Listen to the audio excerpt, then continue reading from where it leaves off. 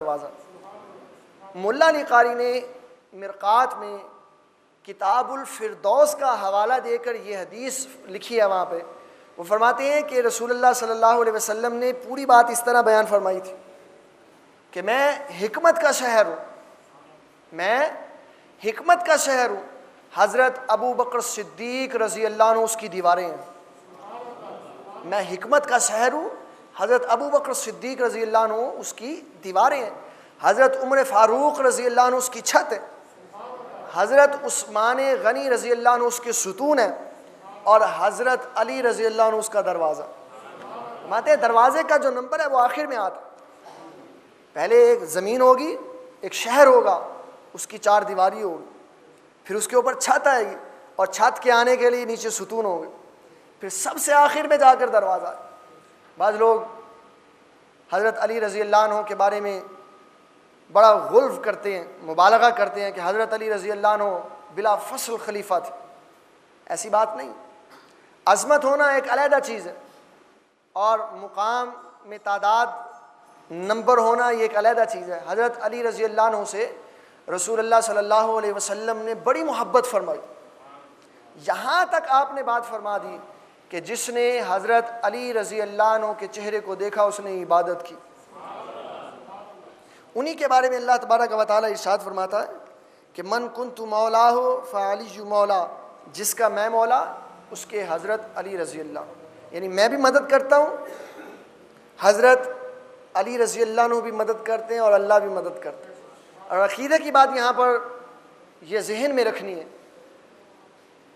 کہ صفات کے ملنے سے شرک نہیں ہوتا، صفات کے ملنے سے شرک نہیں ہوتا۔ لوگ غفلت میں چلے گئے ہیں کہ جناب وہی شان اللہ کی ہے، وہی شان حضور علیہ السلام کی ہے، تو یہ شرک ہو گیا، آپس میں مل جاؤ گے۔ بابا شرک اتنی بات سے تھوڑی ہوتا۔ رسول اللہ صلی اللہ علیہ وسلم نے فرمایا مجھے اپنی امت سے شرک کا کوئی خوف نہیں۔ رسول اللہ صلی اللہ علیہ وسلم کو ہم سے شرک کا خوف نہیں ہے، ہم مشرک نہیں ہیں، اور نہ ہی ہم شرک کریں گے، اس لیے کہ ہمارے عقیدے بڑے واضح ہیں۔ وہی صفت ہم اللہ کی مانتے ہیں، وہی صفت ہم غیر اللہ کی مانتے ہیں، لیکن مشرک نہیں ہے۔ وہی صفت اللہ کی مانو، وہی صفت غیر اللہ کی مانو، تو انسان مشرک نہیں ہوتا۔ آپ سے میں سوال کرتا ہوں، آپ دیکھتے ہیں نا، یہ دیکھنا آپ کی صفت ہے، اللہ بھی دیکھتا، اللہ بھی دیکھتا کہ نہیں دیکھتا؟ دیکھتا۔ آپ سنتے ہیں، اللہ بھی سنتا۔ آپ زندہ ہیں، زندہ ہے نا سب، تو اللہ بھی زندہ۔ اب کیا بات ہے، ہماری صفت بھی وہی ہے، اللہ کی صفت بھی وہی ہے، لیکن جب ہم اپنے نظریے کو واضح کر لیں گے تو شرک ختم ہو جائے گا۔ اب ہم یہ کہیں گے جناب کہ ہم بھی سنتے ہیں، اللہ بھی سنتا ہے، لیکن فرق ہے، فرق ہے۔ ہم سننے میں دو چیزوں کے محتاج ہیں، سننے میں دو چیزوں کے محتاج ہیں۔ نمبر ایک کان، نمبر ایک کان، ہمارا کان نہ ہو تو ہم نہیں سن سکتے۔ نمبر دو اس میں رکھی ہوئی سننے کی طاقت جو اللہ نے رکھی ہے اس کے بھی محتاج۔ ہم دو چیزوں کے محتاج ہیں سننے میں، کان کے محتاج ہیں، اور سننے والی سماعت کے جو آواز کو قابو کرتی ہے اس کے محتاج ہیں۔ اللہ کسی چیز کا محتاج نہیں، اللہ کسی چیز کا محتاج نہیں ہے۔ ہم کان کی مدد سے سنتے ہیں، اگر کان نہ ہو تو نہیں سن سکتے، کان ہو لیکن اللہ تعالیٰ نے سننے کی صلاحیت نہ رکھی ہو تو نہیں سن سکتے۔ بڑے بڑے بندے دیکھے ہیں، انہوں نے بڑے بڑے آلے لگائے ہوتے، لیکن اس کے باوجود بھی وہ بڑے غور سے سنتے، لیکن پھر بھی سننے میں کامیاب نہیں ہوتے۔ کیوں؟ کیا ہوا؟ کان تو ہیں ان کے، کیوں نہیں اس کے بعد سن رہے؟ اس لیے کہ اللہ نہیں چاہتا کہ یہ سنیں۔ تو ہم سننے میں دو چیزوں کے محتاج ہو گئے، ایک کان کے اور ایک اللہ کی قدرت اور طاقت کے۔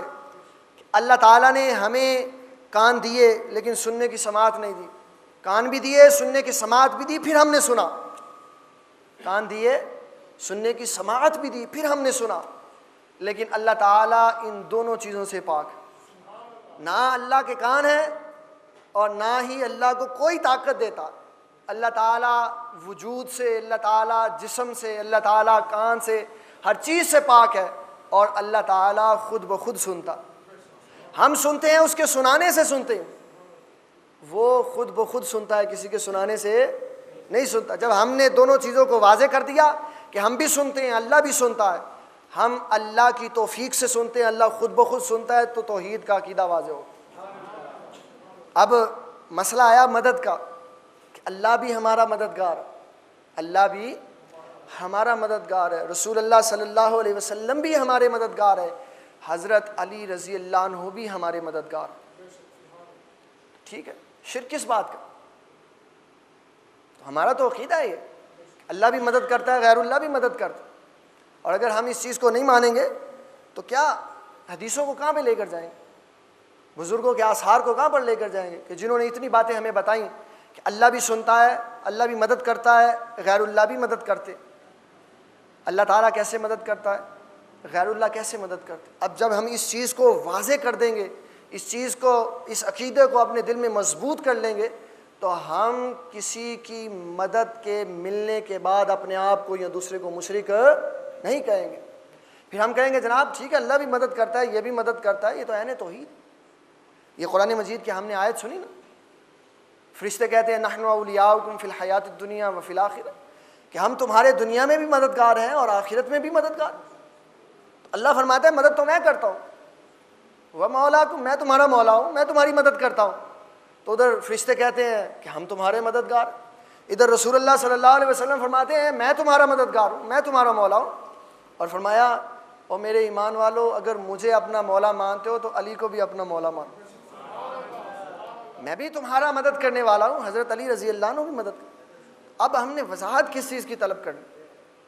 اب ہم جب اپنے نظریے کو غور سے سنیں گے اور اپنے عقیدے کو دل میں مضبوطی کے ساتھ تعصب اور فرقہ بندیت کی اینک اتار کر اور جماعتوں کو پیچھے چھوڑ کر اللہ تعالیٰ اور اس کے رسول کی بات سنیں گے تو ہمارا عقیدہ صاف شفاف ہو جائے گا۔ اللہ بھی مدد کرتا، اللہ بھی مدد کرتا، غیر اللہ بھی مدد کرتا۔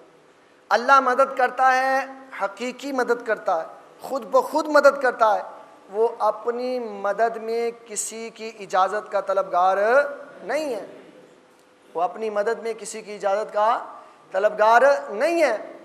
غیر اللہ بھی مدد کرتے ہیں لیکن ان کو اللہ نے توفیق دی ہوتی ہے تو وہ مدد کرتے، وہ خود بخود مدد نہیں کرتے۔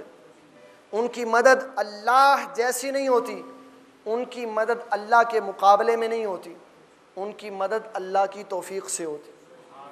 رسول اللہ صلی اللہ علیہ وسلم جو مدد کرتے ہیں وہ اللہ کے مقابلے میں نہیں کرتے،